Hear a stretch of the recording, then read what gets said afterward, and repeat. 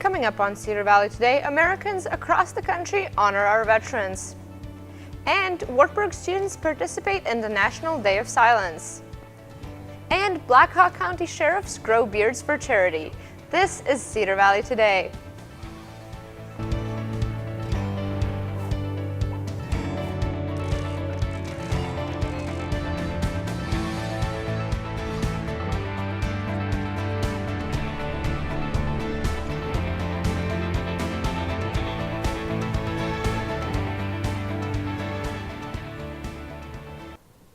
Today marks 96 years of veteran recognition in the United States.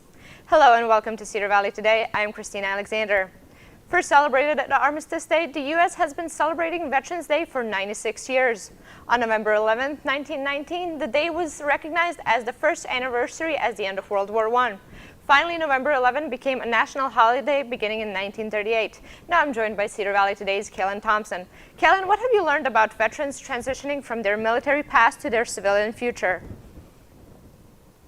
Veterans Day is a day to remember those who died serving our country, and also a day to honor the military men and women who still continue to serve today. But what about those veterans who are transitioning back into civilian life? This week I got to look into a newly formed nonprofit in the Cedar Valley that helps veterans transition back into civilian life through the help of a shelter. Rally Point Cedar Valley Veterans is a new nonprofit in Waverly that helps veterans transition into civilian life. It operates LZ Phoenix, Iowa's only homeless and transitional shelter for veterans, according to Director Neil Jarnigan. Well, it all started actually with George. George is a veteran who served in Afghanistan, but after he returned from serving, he didn't know what to do with his life, so he decided to walk from Missouri all the way to Montana to find work, with his dog named Pluto never leaving his side.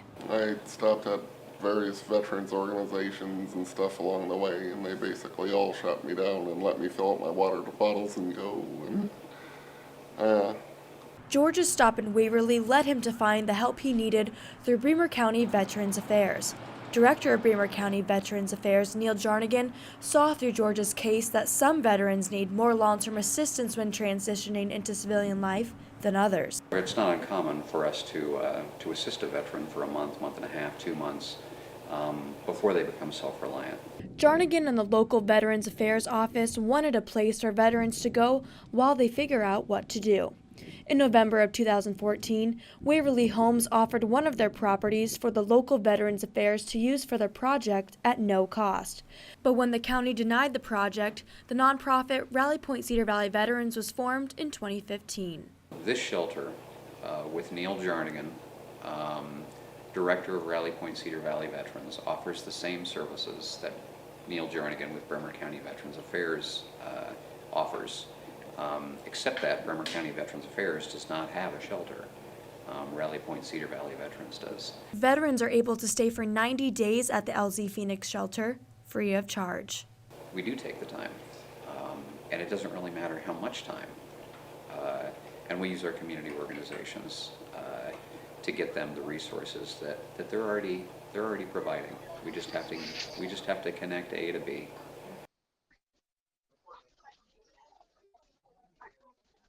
To find out more about Rally Point Cedar Valley Veterans, LZ Phoenix, and ways that you can donate to their cause, you can check out the website at www.rallypointcvv.org. And joining me now is Lorna Raypower, a volunteer for the Bremer County Veterans Affairs. We are in the Center Hall in Waverly where they are having the Waverly Veteran Appreciation Event. So what can you tell me about this event today? Well, today we are thanking veterans from 8 to 3 p.m.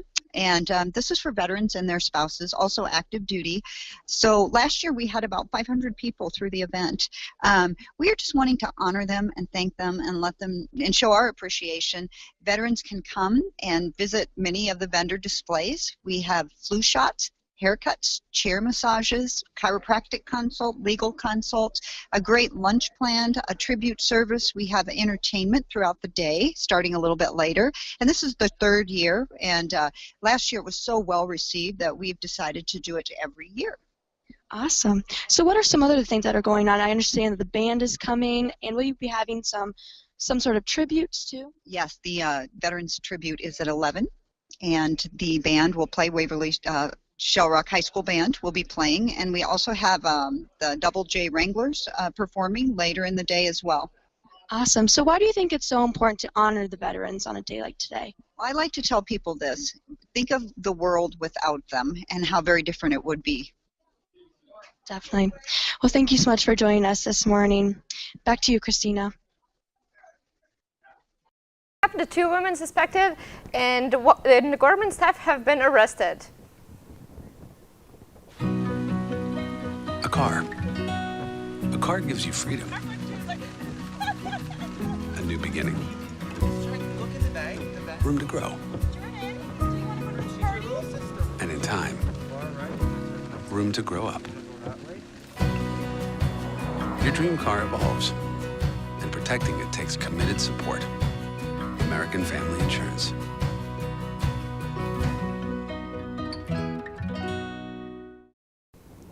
The Waterloo Police Department is taking the public for their help in identifying 2 government shoplifting suspects. Waterloo Police say Shannon Lieberger and Cassandra Wilmart were ID'd. They are suspected of allegedly stealing hundreds of dollars worth of merchandise from Gordmans. The Waverly Health Center held a presentation called Put Your Heart into Diabetes last night. Cardiologist Dr. Carrie Rose explained how exercise and a stellar diet can make living with diabetes much more comfortable. After Dr. Rose's presentation, participants were encouraged to color with crayons and listen to music in order to relieve stress. Suicide and mental health have become a big topic among college students and people everywhere. SAFE, which stands for Suicide Awareness for Everyone, is a group at Wartburg that is working on bringing attention to this problem. Students dressed in all black and wore name tags yesterday to bring awareness to the cause. What if I wasn't here with these name tags all day long? It just puts into perspective for your classmates, like, this can happen to anyone. It doesn't choose people. SAFE and Alliance put flags on the campus mall yesterday, which represented the people between the ages of 15 and 24 who have taken their lives this year. After the break, we go live to Same Sides in Waterloo. Stay with us.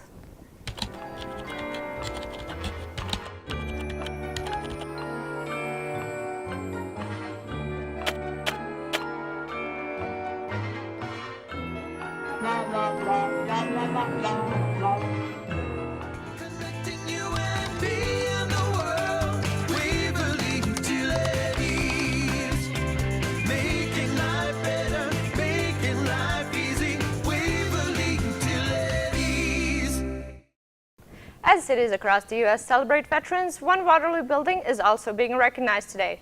Built in 1919, Waterloo's Veterans Memorial Hall is celebrating its 100th anniversary.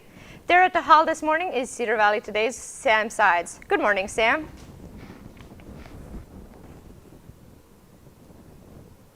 War veterans. The Veterans Memorial Hall here in Waterloo has had a long and colorful history.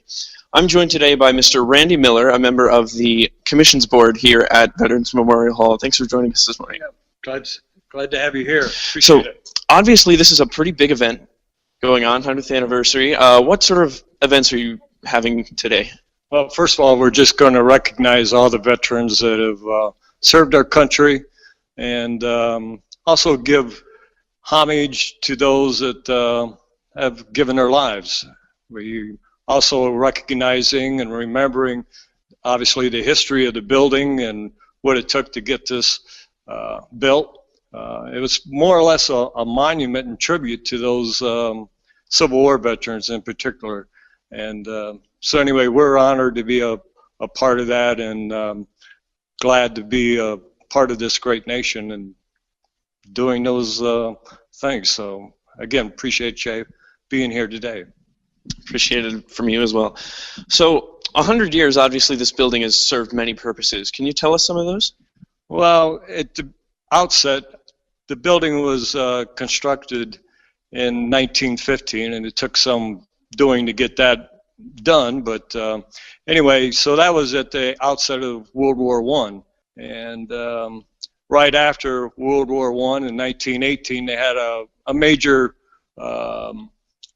flu epidemic. It probably killed 2 to 5 million. It's hard to estimate worldwide, and this was used as one of the satellite hospital places for individuals to go. And of course, this hall was sort of the centerpiece of the community. They had all the veterans obviously always met here. And so anyway, it was that was one of the biggest things at the outset. And then they continued to use this facility as a meeting place for all the veterans organizations, and we continue to do that up to today. That sounds great. Thank you so much once again for your time. Okay. The hall will open to the public at 10 o'clock this morning, and they're going to have a short program around 10:30. With Cedar Valley Today, I'm Sam Sides. Thank you, Sam. Now let's take a quick look at your weather.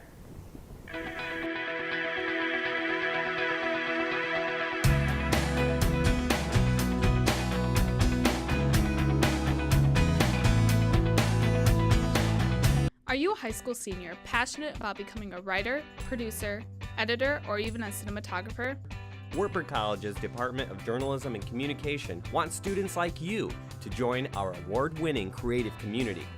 We've created a digital cinema and production program centered on real-world experiences, with a goal of helping you master digital skills in video, audio, and live production.